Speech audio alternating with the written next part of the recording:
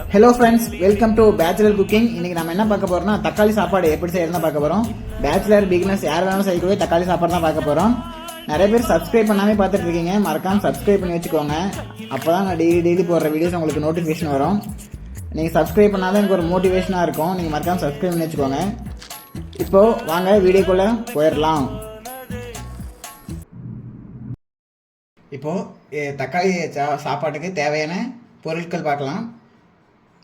பட்டை ஒரு இலை எடுத்திருக்கேன், கொஞ்சம் கிராம்பு எடுத்திருக்கேன், கொஞ்சம் சோம்பு எடுத்திருக்கேன். அப்புறம் கட் பண்ணி வச்ச தக்காளி ஒரு 5 தக்காளி கட் பண்ணி வச்சுருக்கேன், தக்காளி எடுத்திருக்கேன். அடுத்து வெங்காயம் கட் பண்ணி வச்சுருக்கேன், ஒரு 2 சின்ன வெங்காயம் கட் பண்ணி வச்சுருக்கேன். ஒரு பச்சை மிளகாய் கட் பண்ணாமல் எடுத்து வச்சுருக்கேன், இது வந்து வாசனைக்கு எடுத்து வச்சுருக்கேன். அப்புறம் அடுப்பு பற்ற வச்சுக்கலாம். 2 டேபிள் ஸ்பூன் எண்ணெய் சேர்த்துக்கலாம்.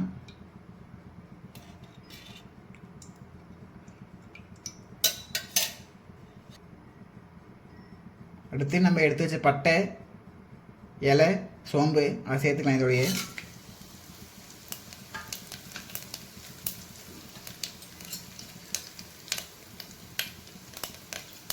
அது கிளறி விட்டுக்கோங்க.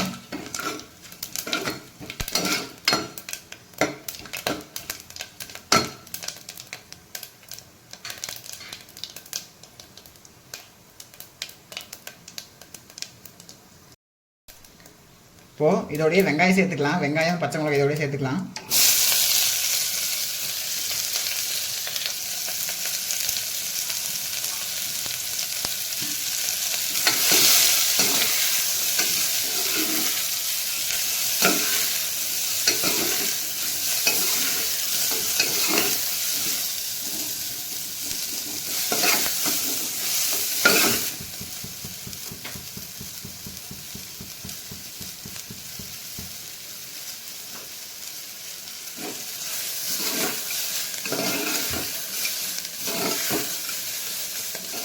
பாருங்கள், நல்லா வெங்காயம் பொன்னிறமாக வணங்கி வந்துடுச்சு.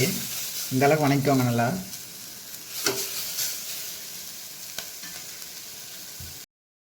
இதோட நம்ம கட் பண்ணி வச்சுருந்த தக்காளி சேர்த்துக்கலாம்.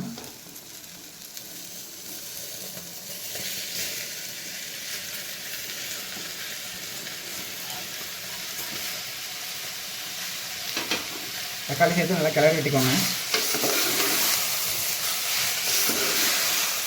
தக்காளியெல்லாம் மசிற அளவுக்கு கிளறி விட்டுக்கோங்க. வணக்கங்க போட்டு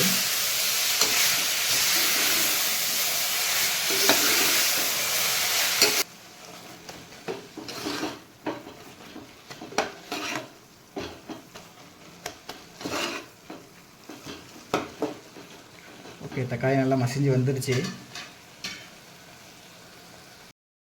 இப்போது இது தேவையான லைட்டாக கொஞ்சமாக உப்பு போட்டுக்கலாம். அப்புறமா பார்த்து சேர்த்துக்கலாம். ஒரு 1/2 டீஸ்பூன் உப்பு எடுத்துருக்கேன்.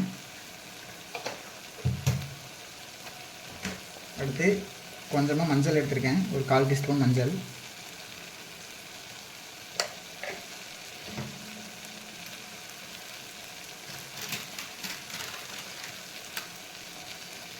ஒரு 1/4 டீஸ்பூன் சாம்பார் பொடி எடுத்துருக்கேன்.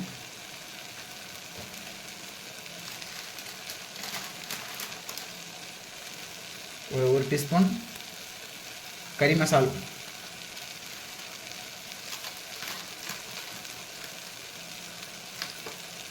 காரத்துக்காக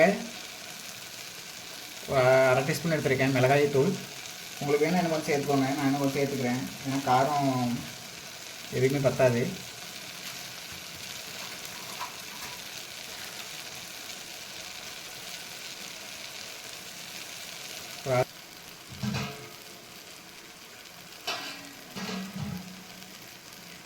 தண்ணியை ஒரு 1/2 டம்ளர் ஊற்றிக்கோங்க. ஊற்றி நல்லா அந்த மசாலா பச்சை வாசனை போகிற அளவுக்கு கிண்டி விட்டுக்கோங்க. அப்போ தான் நல்லாயிருக்கும்.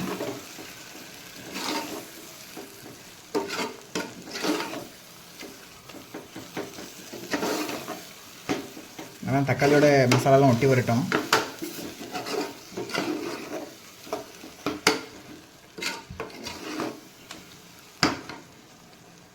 ஓரளவுக்கு இப்போது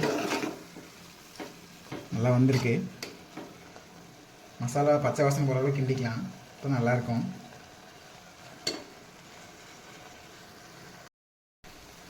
ஓகே, இப்போ நல்லா தக்காளியெல்லாம் நல்லா மசிஞ்சு வந்துருச்சு. மசாலாலாம் பச்சை வாசனை போய் மசிஞ்சு வந்துருச்சு. பார்த்துக்கோங்க, இந்த அளவுக்கு நல்லா மசிக்கிட்டோம். தக்காளி மசாலா ப்ளஸ் தக்காளி எல்லாம் சேர்ந்து இந்த அளவுக்கு வரட்டும்.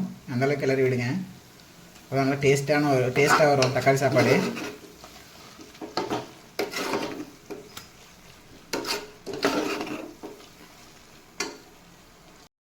ஓகே, இப்போ நான் ஒரு 2 டம்ளர் அரிசி எடுத்து வச்சுருக்கேன். இதை அப்படியே இதோட சேர்த்துக்கலாம்.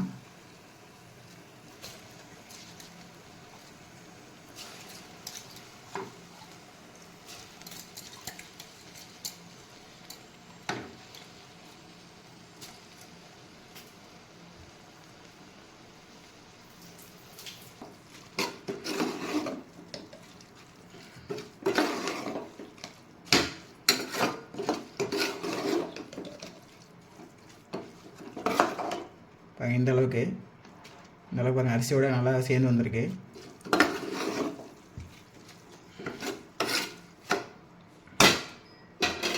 இப்போது தண்ணி சேர்த்துக்கலாம்.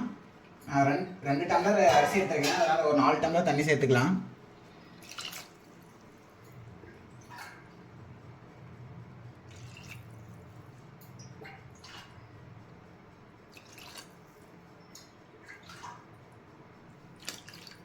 இப்போ 4 டம்ளர் தண்ணி சேர்த்துருக்கேன். தண்ணி சேர்த்துட்டு மறுபடியும் கிளறி விட்டுக்கோங்க.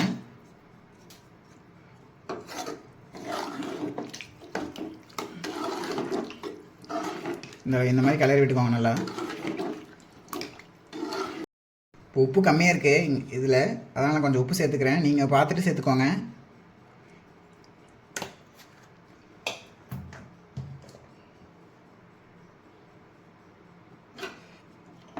சேர்த்துட்டு நல்லா கிளறி விட்டுக்கோங்க.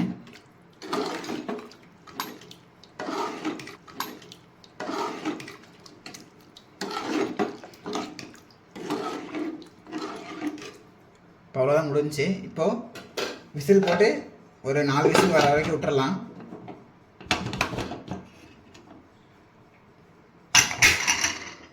விசில் போட்டிருக்கேன். ஒரு 4 விசில் வந்தப்புறம் ஓப்பன் பண்ணி பார்க்கலாம். 15 minutes later. ஓகே, 10 நிமிஷம் கழிச்சு ஓப்பன் பண்ணுறேன். ஓப்பன் பண்ணி பாருங்க, அருமையான தக்காளி சாப்பாடு ரெடி ஆகிடுச்சு. நீங்களும் இந்த மாதிரி வீட்டில் ட்ரை பண்ணி பாருங்கள், மறக்காமல் பாருங்கள்.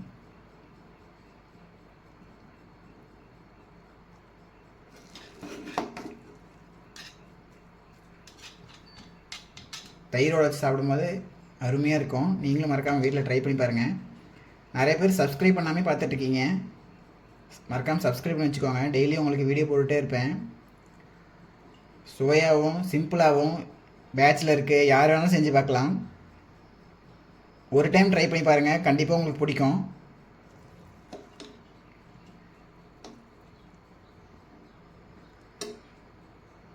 Five minutes later.